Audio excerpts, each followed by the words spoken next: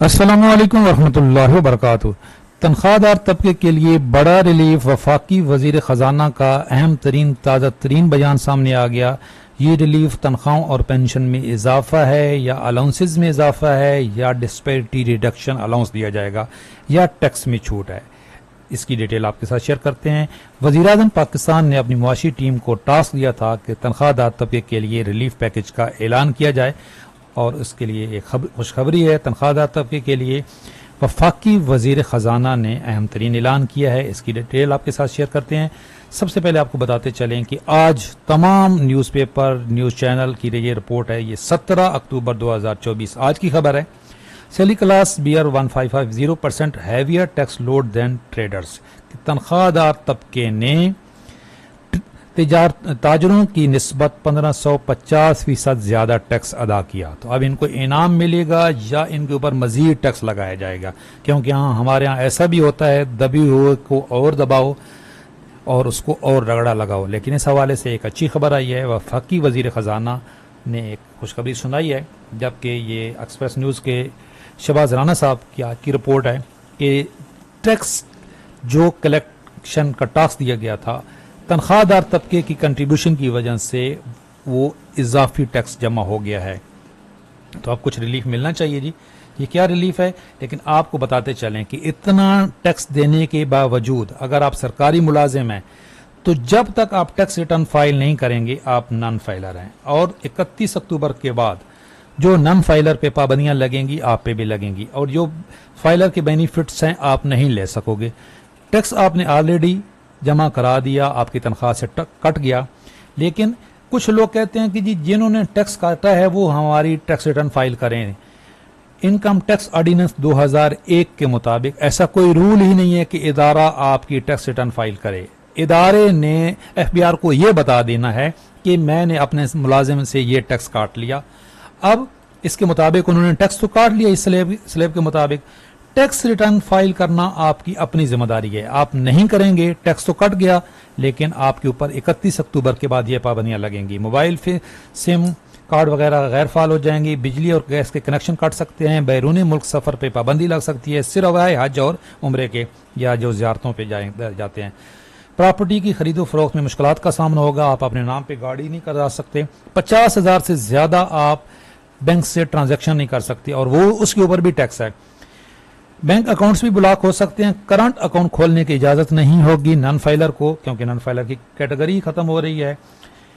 Filer होने के benefits जो आप ले सकते हैं, तनख्वाह की टैक्स आपकी तनख्वाह से कट गया लेकिन आप ये नहीं अवेल कर ले अपनी गलती की वजह से, फ्री में टैक्स रिटर्न फाइल करनी है, कोई इजाफी टैक्स नहीं देना, लेकिन आपकी मर्जी।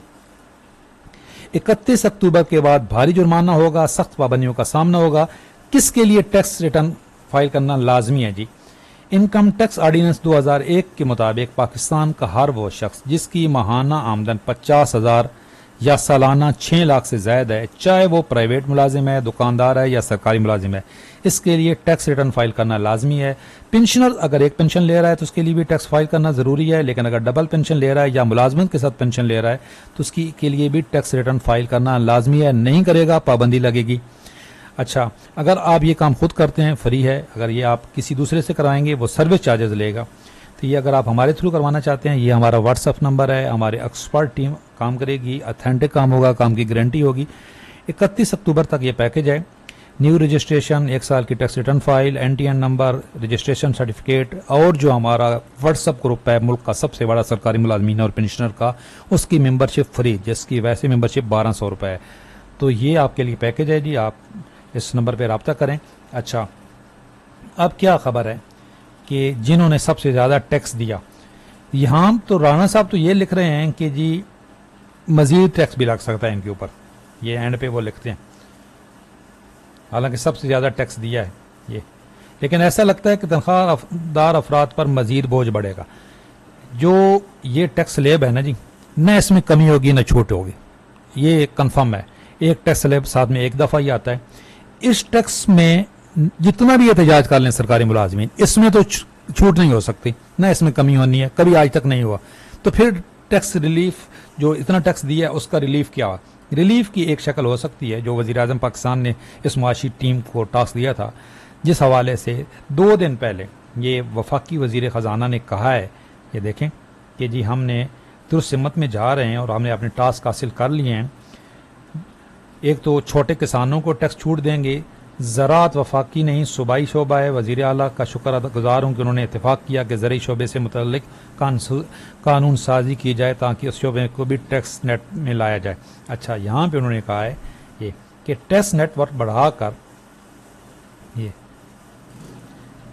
नेटवर्क बढ़ाकर इजाफी रिन्यू इकट्ठा किया जाएगा और मकामी वसाइल में इजाफे से तनख्वाहदार तबके समेत दीगर तबकात को रिलीफ देंगे।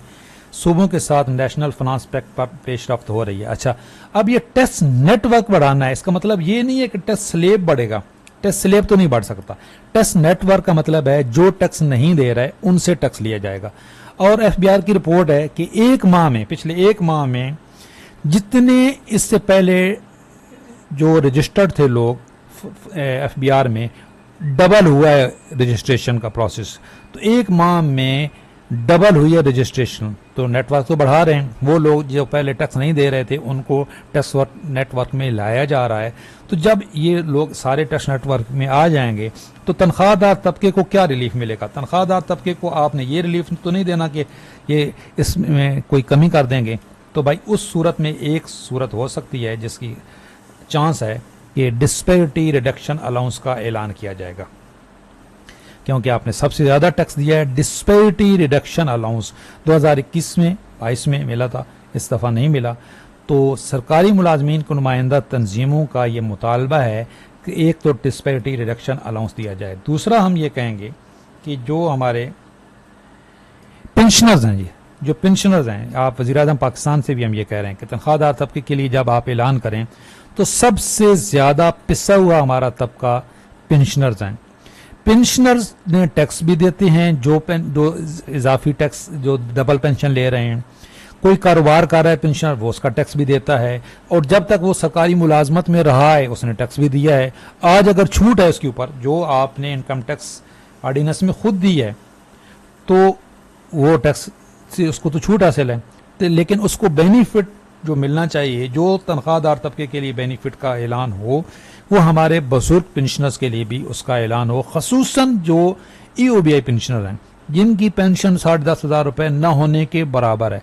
तो हम बार बार आवाज़ उठाते रहेंगे। फैमिली पेंशनर्स जिनकी पेंशन पे जो आप वैसे भी आप कट लगा रहे हो कि जी 10 साल बाद पेंशन ख़त्म हो जाएगी, लेकिन इंशाल्लाह पुराने की नहीं होगी, लेकिन या जो नए बनेंगे 10 सितंबर के बाद जो फैमिली पेंशनर बनेंगे उनके साथ भी तो जाती है ना।